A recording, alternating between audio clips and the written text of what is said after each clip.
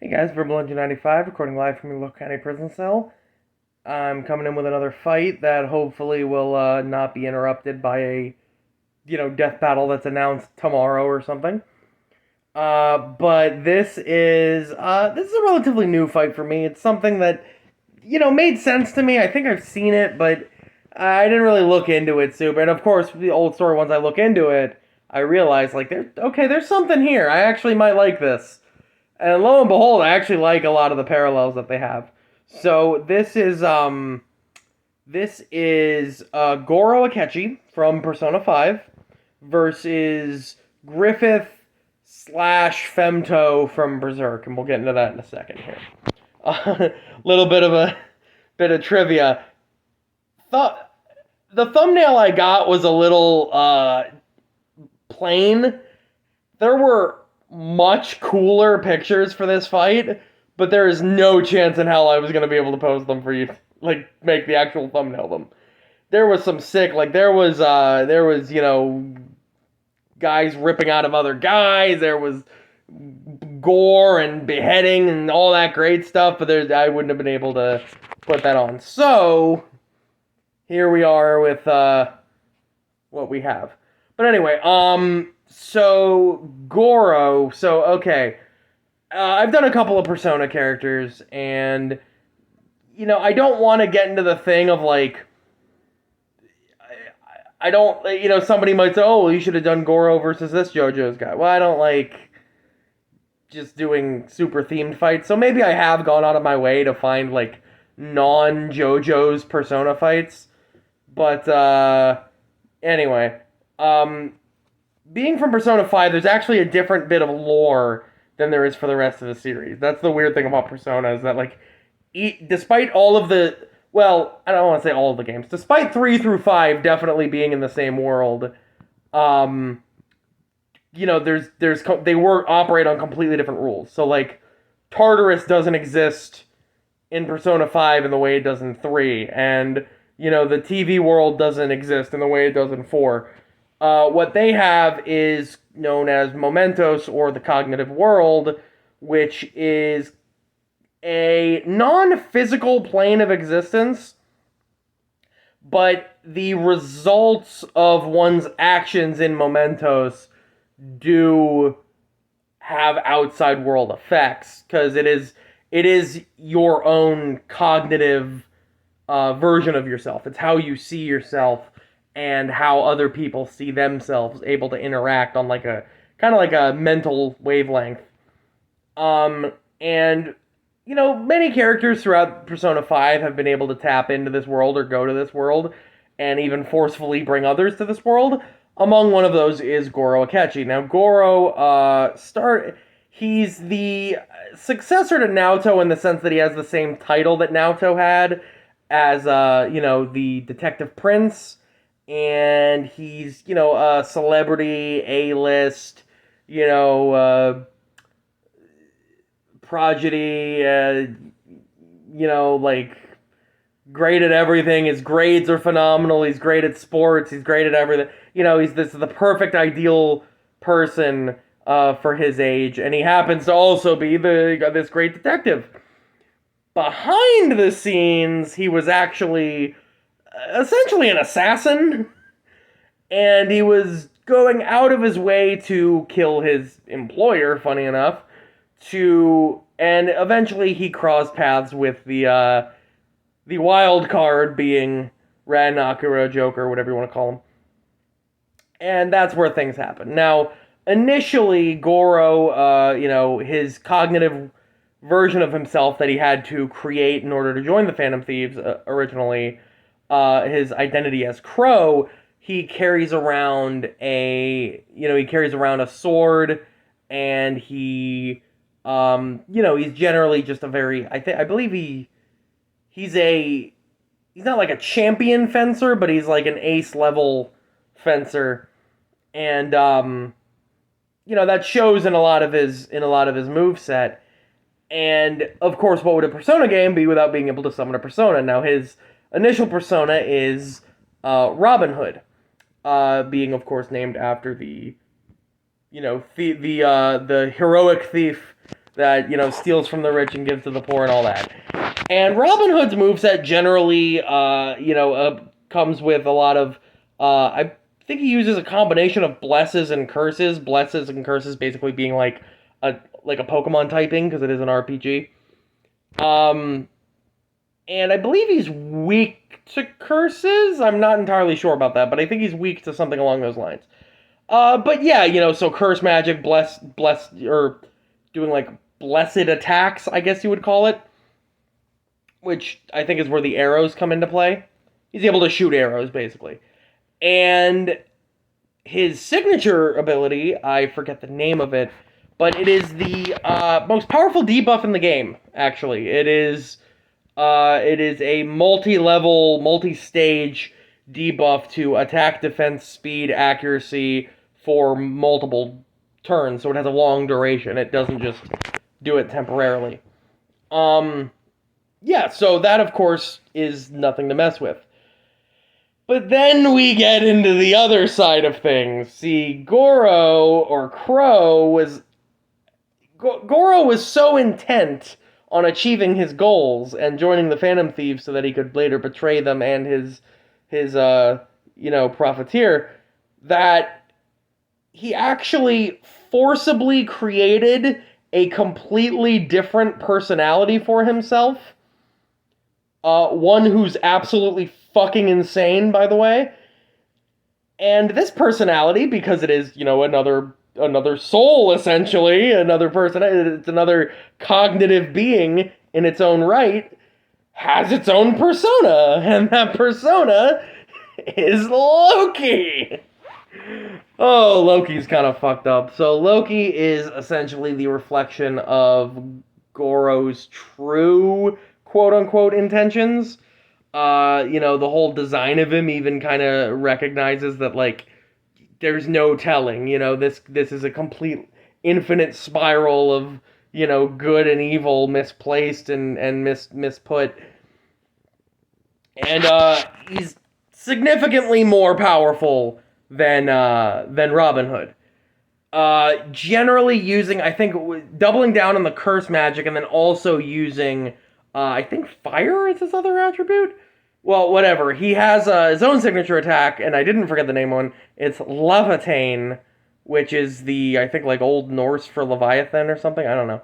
So, and that is a critical damage, like, heavy critical curse magic kind of attack. I forget what he actually does in the move itself, but, he's nothing to mess with here. Now, cutting this short because there's going to be a long explanation at the end. Moving on to Griffith. So Griffith was the leader of the Band of the Hawks. He started out his family and village and whatever died of the plague, so he spent his entire life training and fighting so that he could eventually become a mercenary and found the mercenary guild, or not guild so much, but the mercenary tribe, the Band of the Hawks. Later he meets Casca, then meets Guts, then everything goes down, successfully takes down a kingdom or two, successfully fails to take down a kingdom, gets tortured near to death, and then gets invited to a band of demons, essentially. He joins what's known as the God Hand. The God Hand is essentially a race of non-corporeal, like, astral beings that don't have, like, a physical presence in the real world. But, yeah, are essentially godlike, powerful demons. And he becomes one of them, and he becomes known as Femto. Now, Griffith himself has kind of, gone back and forth. Like, he's been reincarnated as a baby that later got eaten by an egg and then turned back into himself. He got turned into another kid, he took over the consciousness of this golden magic moon elf kid who is also capable of, like, curing people's mental illness or something. There's a lot of shit to unpack with Berserk, and I don't have the time. But despite Griffith, for lack of better terms here, because it's very confusing, Griffith has a physical body in the real world throughout most of the series. Femto, throughout, up until the point that Griffith becomes Femto, has a non-physical body in the non-physical world. There are points in which the physical and astral abyss in which the God Hand resides can meet. We'll get into that in a second. Now, like I said, Griffith is this amazing fencer to the point where all of these amazing people were able to, just rally behind him because of his pure, ambition. Guts would even beat Guts when they were like 15, and that might not seem impressive, but Guts was swinging like swords that full-grown men weren't supposed to be able to carry with one hand, and he was at 9, he was carrying a regular-sized claymore sword, and Griffith just beat the shit out of him and broke his arm and nearly killed him. So, yeah, Griffith has been pretty much training his entire life to be a swordsman. Femto is kind of bullshit, to be honest, and is not really a villain in the sense of man versus man, but is more like man versus fucking environment, or man versus nature at that point, because Griffith, or Femto I should say, gains a lot of abilities that pretty much make him, lack of a better term, non-indestructible. For one, he gains a heightened kind of understanding of causality, meaning that he, more so than a mortal human can comprehend, understands the more of the full nature of cause and effect, basically allowing him to predict the future. It's not 100% accurate. It's just, a more information and more capability to see information. There's also the manipulation of gravity, which is good enough to crush individual beings into tiny, or crush multiple individual beings around an individual and actually crush all of them into a tiny ball. So it's basically generating black holes and creating nigh indestructible barriers around himself. And then the third ability, which is more of a unwritten rule than anything, but being a god, or essentially the equivalent of a god, means that Femto has sort of an inability to be opposed by regular people. It's described as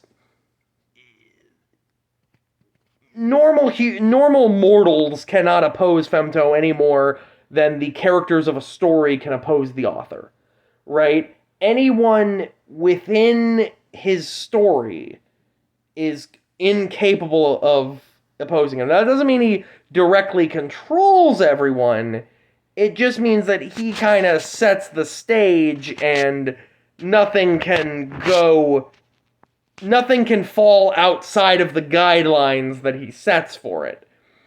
That applies, however, if you're in his story. So somebody like Guts, who, I don't know, I kind of just said fuck that, and decided regardless of whatever happens, I'm killing Griffith.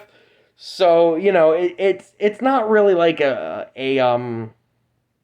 it's not really like a manipulation of fate or anything. It's said that favor or fortune or fate favors Femto when it comes to individuals within his story, right? So it's not complete invulnerability. In fact, Griffith, who has these abilities carried on to him in one of his newer mortal bodies, this not only does he not predict something correctly, but he actually has somebody just up and slap him that he thought he was, untouchable by.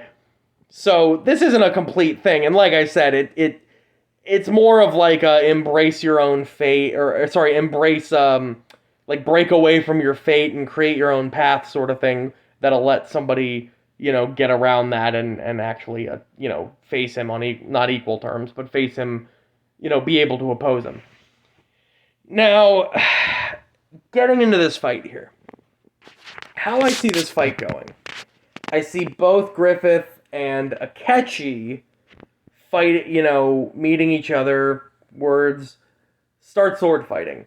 Griffith probably gets the upper hand and probably is about to win before Akechi forcibly brings him to mementos. Akechi probably gets the upper hand with that due to having enhanced stamina and enhanced strength and abilities. Because again, it's like the Matrix where, you don't have complete control over everything, but you're not restricted to the physical laws themselves. You're restricted to your coherence with those physical laws, right? So, like, he's not restricted by being out of breath, by his muscles aching, anything like that. It's just his own mental ability to, process and drive himself forward is essentially what allows him to do things in mementos. And then I see Akechi probably busting out the persona. Griffith probably then realizes, and here's how I think this would work, because there are intersections between the real world and the abyss, right? And beings capable of entering the non-physical plane can interact with beings that reside in the abyssal plane, react to them in a physical way, right? So it is kind of like the middle ground between the physical and non-physical world.